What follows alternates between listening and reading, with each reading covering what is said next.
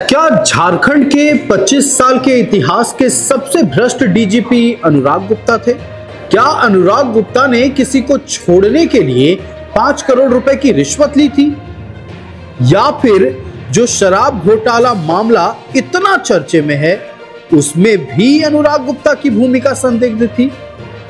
या फिर सवाल यह भी उठता है कि जो कोयला चोरी हो रहा है और रोज हजारों गाड़ियां अवैध तरीके से कोयले की ढुलाई करते हुए बनारस की मंडियों में जा रही है, क्या उसके पीछे भी अनुराग गुप्ता का ही हाथ है?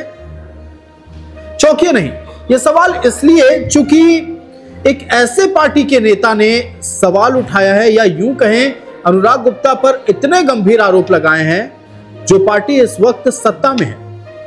जी, हम बात कर रहे हैं के.एन. त्रिपाठी के बारे में। पूर्व मंत्री और कांग्रेस के वरिष्ठ नेता के.एन. त्रिपाठी ने अनुराग गुप्ता को लेकर कई गंभीर आरोप लगाए हैं। नमस्कार, मैं हूं आयुष कुमार और आप देख रहे हैं न्यूज़ 11 भारत का डिजिटल प्लेटफॉर्म। अनुराग गुप्ता ने अचानक डीजीपी के पद से इस्तीफा दे दिया। यह भी खैर सवाल उठा रहा है कि अचानक क्या हो गया कि अनुराग गुप्ता को इस्तीफा देना पड़ा। अभी कुछ दिन पहले ही, मतलब अनुराग गुप्ता की अगर बात कर लें, उनकी सेवानिवृत्ति को लेकर, उनके कार्यकाल के एक्सटेंशन को लेकर सियासत खूब गरमाई हुई थी। 2025 अप्रैल में ही वो सेवानिवृत्त हो चुके थे।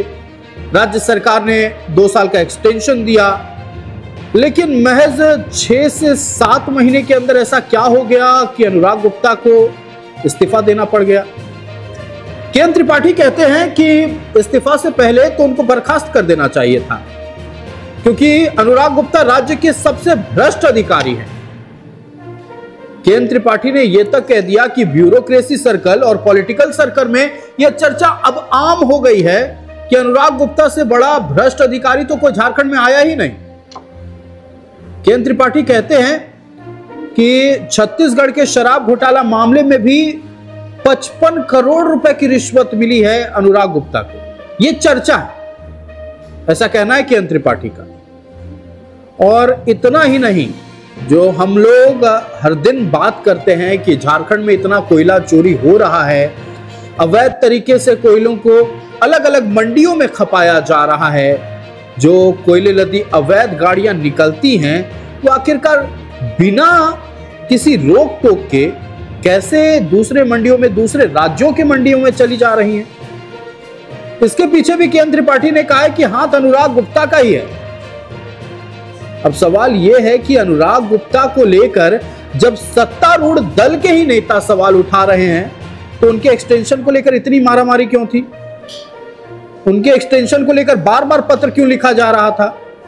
जब कांग्रेस के नेता को पता था कि अनुराग गुप्ता इतने भ्रष्ट अधिकारी हैं, तो सरकार से उन्होंने क्या मांग की थी उस वक्त?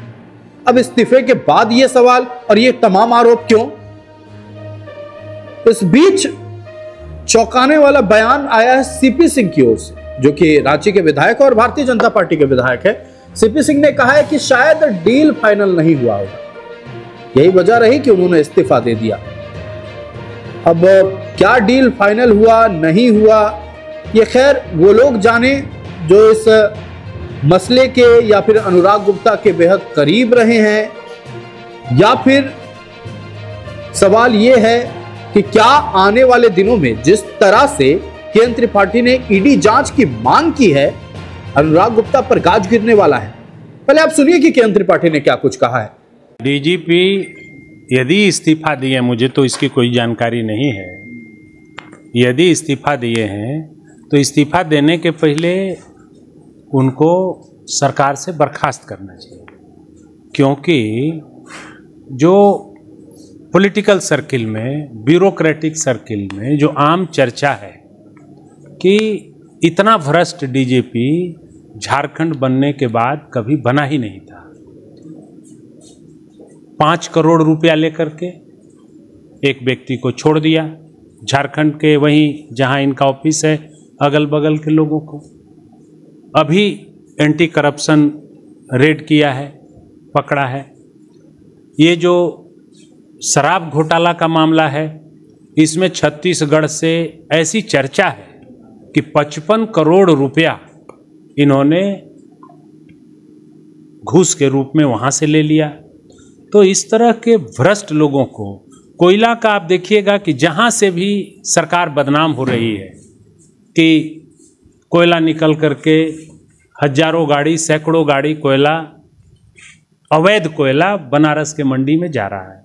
इसका मुख्य व्यक्ति यही डीजीपी है जो ये सब गलत कामों में लिप्त है और गलत पैसा का उगाही करता है।